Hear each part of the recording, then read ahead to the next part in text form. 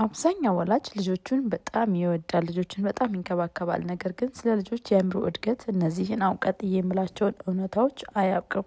ለዛም ነው ከልጆቹ ጋር መግባባት፣ ከልጆቹ ጋር ጥሩ ጊዜ ማሳለፍና የወላጅነትና የልጅነት ጊዜን የማይረሳ ጊዜን ማሳለፍ የሚከብደን።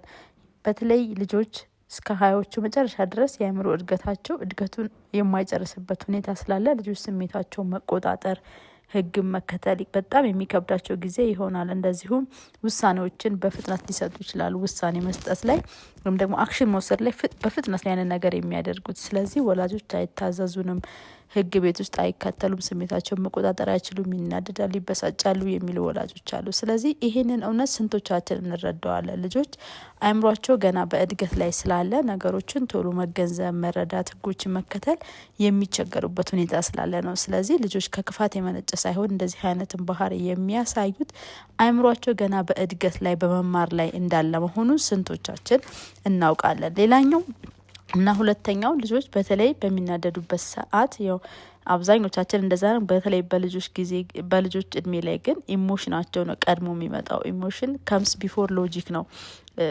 ስሜት ላይ ሲሆኑ በቃ ኢሞሽናቸው ነው የሚገፋፋቸው። ኢሞሽን ነው ትዕዛዝ እንዲያዙ ወይም ደግሞ አክሽን እንዲወስዱ የሚያደርጋቸው። ስለዚህ ምንድነው ማድረግ ያለብን? ልጆች በተናደዱበት ሰዓት ትዕዛዞችን ማስተላለፍ ወይም ደግሞ የሆነ ነገር እንዲያውቁልን፣ እንዲረዱልን፣ እንዲያስተካከሉልን ማድረግ የለብንም። ወይም ደግሞ እንደዛ እንዲሁም መጠበቅ የለብንም። ከተረጋጉ በኋላ ነው ሎጂካሊ ልጆች ማሰብ የሚጀምሩት። ስለዚህ ለዛም ነው ልጆች ላይ መጮህ፣ ልጆችን መቆጣት፣ ዲሲፕሊንን ለማስተማር አይሰራም የሚባለው ማለት ነው። ስለዚህ ልጆችን መጀመሪያ ዲሲፕሊን ለማስተማር ምንድነው ማድረግ ያለብን? ኮኔክት ማድረግ ያለብን። ቢፎር ኮሬክሽን ኮኔክሽን መፍጠር አለብን። ፊዚካሊም ኢሞሽናሊም ከነሱ ጋር ኮኔክት ልንሆን ይገባል። ልናቅፋቸው፣ ልናረጋጋቸው ይገባል። ይሄ በጣም ይሰራል። ወላጆች እውነት ሞክሩት። መጀመሪያ ልጆች ሲናደዱ፣ ሲቆጡ በዛ ውስጥ እኛ ማብረን የምንቆጣ፣ እኛ ማብረን የምንናገር ከሆነ በንዴት ውስጥ ነው እንዴት ያንን ነገር ሊያስተካክሉልን ይችላሉ? ወላጅነት እንግዲህ ጋይደር መሆን ነው፣ ጋይድ ማድረግ ነው፣ እነሱን ሮል ሞዴል ሆኖ ማሳየት ነው። ሶ ምንድነው ማድረግ ያለብን? ልጆች በተናደዱበት ሰዓት እኛ ህጎችን እንዲያውቁልን ወይም ደግሞ ህጎችን ለማስተማር አለመጣር። ምንድነው መጀመሪያ ማድረግ አለብን? ልጆችን ማረጋጋት ይኖርብናል። መጀመሪያ ካልም ከሆኑ በኋላ ከዛም በኋላ የምንነግራቸውን ነገር ይሰሙናል ማለት ነው። ሶ በጣም ጥሩ የሆነ ኮኔክሽን ከነሱ ጋር ቢውልድ የምናደርግ ከሆነ፣ ጥሩ የሆነ ግንኙነት የምናዳብር ከሆነ ጥሩ ተግባቦትን መፍጠር እንችላለን። እንደዚሁም ጥሩ አታችመንቱን ሊኖረን ይገባል። በልጆችና በእኛ መካከል የሚኖረው አታችመንት ጥሩ ይሆናል ማለት ነው። ስለዚህ ስናቅፋቸው፣ ስንነካካቸው፣ ከእኛ ጋር አብረው ጊዜ ሲያሳልፉ እኛ የምንላቸውን ነገር ለመቀበል፣ ለመረዳት፣ ህጎችን ለመከተል በጣም ጥሩ አጋጣሚ ይፈጥራል። ወይም ደግሞ ለዛ ዝግጁ እናደርጋቸዋለን። ሌላኛው ልጆች ላይ ስንጮህባቸው ወይም ደግሞ ስንገርፋቸው፣ ስንቆጣቸው ስትረስ ውስጥ ነው የምንከታቸው። በስትረስ ውስጥ ደግሞ በጣም ብዙ ጉዳቶች እንዲደርሱባቸው እናደርጋቸዋለን። በትምህርታቸው ዝቅተኛ ውጤት እንዲያስመዘግቡ፣ ስሜታቸው ላይ ችግር እንዲፈጠር፣ ስሜታቸውን መቆጣጠር የማይችሉ፣ ስሜታቸውን ማስረዳት የማይችሉ፣ በራስ መተማመን የሌላቸው ልጆች እናደርጋቸዋለን። እንደዚሁም ባህሪያቸው ላይ በጣም የተለያዩ ችግሮችን እናመጣለን። የባህሪ ችግር ለምሳሌ ዝምተኛ እንዲሆኑ፣ ስሜታቸውን መግለጽ እንዳይችሉ፣ በትልቁ የሚነጫነጩ እናደርጋቸዋለን ማለት ነው። ስለዚህ በጣም ስንጮህባቸው አእምሯቸው እየተጎዳ ይመጣል፣ ጭንቀት ውስጥ እየገቡ ይመጣሉ። ስለዚህ ይህንን እውነት ልንረዳ ይገባል። እንዲሁም ሌላኛው አብዛኞቻችን ወላጆች የማንረዳው ልጆች የሚማሩት በሪፒቴሽን ነው። በጣም ድግግሞሽን ይፈልጋሉ።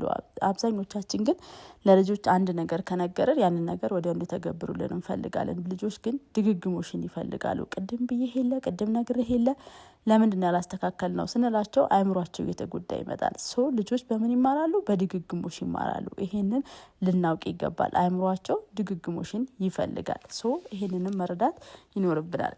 ከዚህም በተጨማሪ የልጆች የአእምሮ እድገት በተለይ በፈጣን መልኩ የሚያድገው በጨዋታ መልክ ነው። ልጆች ጨዋታን እንደ ጊዜ ማሳለፊያ ሳይሆን የሚያዩት ማንነታቸው የሚሰራበት እያንዳንዱ እድገታቸው፣ ኢሞሽናል እድገታቸው፣ ፊዚካል፣ ኮግኒቲቭ እያንዳንዱ ይሄ ሶሻል እድገታቸው በጨዋታ ውስጥ ነው የሚዳብረው። ስለዚህ ለጨዋታ ጊዜ ልንሰጣቸው፣ ልንፈቅድላቸው፣ ልናበረታቻቸው ይገባል። በጨዋታ ውስጥ ፈጠራን ይማራሉ፣ ችግር መፍታትን ይማራሉ፣ ማህበራዊ ግንኙነታቸው ይጨምራል። እንዳልኳችሁ ከሰዎች ጋር ከጓደኛ ጋር ያላቸው ኢንተራክሽን ነገሮችን እንዲማሩ እንዲያውቁ፣ ኮግኒቲቭ እድገታቸው የመመራመር፣ የመሰላሰል፣ የማወቅ፣ የመረዳት አቅማቸው በዛ ውስጥ እየዳበረ ይመጣል ማለት ነው። ሶ ለልጆች የአእምሮ እድገት አንደኛው ተጽዕኖ ከሚያደርጉ አሉታዊ ተጽዕኖ ከሚያደርጉ ነገሮች አንደኛው ፕሌይ ወይም ጨዋታ ነው ማለት ነው። እንደዚሁ ቢሄቪየር ለልጆች ባህሪ ልጆች የሚያሳዩቸው ቢሄቪየሮች ወይም ደግሞ የሚያሳዩቸው ባህሪዎች ኮሚኒኬሽን ናቸው። ወላጆች እሱን ማድረግ አለብን፣ መረዳት መቻል አለብን። ልጆች ላይናገሩ ይችላሉ፣ ሀሳባቸውን ላይገልጹልን ይችላሉ። ነገር ግን በመናገር ወይም ደግሞ በማልቀስ በመነጫነጭ ዝም በማለት ስሜታቸውን ሊገልጹ ይችላሉ። ሶ ወላጆች ምን ማድረግ ያለብን ያንን ነገር ተረድተን ለልጆች የባህሪው ለውጥ ለምን አለቀሱ፣ ለምን ተከፉ፣ ለምን ተነጫነጩ የሚለውን ነገር ተረድተን ለሱ ሪስፖንስ የማንሰጣቸው ከሆነ ከልጆቻችን ጋር ጥሩ የሆነ ተግባቦት አይኖረንም። ለአእምሮ እድገታቸውም ትልቅ ተጽዕኖ ሊያመጣ ይችላል። ሶ ልጆቻችን የሚያሳዩትን የባህሪ ለውጥ መከታተልና ለሱም ቢሆን ምላሽ ልንሰጣቸው ይገባል። ስለዚህ ወላጆች እነዚህን እውነታዎች ስለ ልጆች የአእምሮ እድገት የማንረዳ ከሆነ ከልጆቻችን ጋር ጥሩ የሆነ ተግባቦት ሊኖረን አይችልም። ልጆቻችን ሊታዘዙ ሊያከብሩን አይችሉም። ሶ ይህንን እውነት በመረዳት ልጆቻችንን በዚህ መንገድ ሰፖርት በማድረግ አብረን ጥሩ ጊዜ በማሳለፍ ጥሩ የወላጅና የልጅነት ጊዜ ማሳለፍ እንችላለን፣ ወይም ደግሞ ጥሩ ጊዜ መፍጠር እንችላለን ማለት ነው። ቪዲዮን ጠቃሚ ሆኖ ካገኛችሁት ላይክ አድርጉት። ለተመሳሳይ ፓረንቲንግ ቲፖች ሰብስክራይብ ማድረጋችሁን እንዳትረሱ።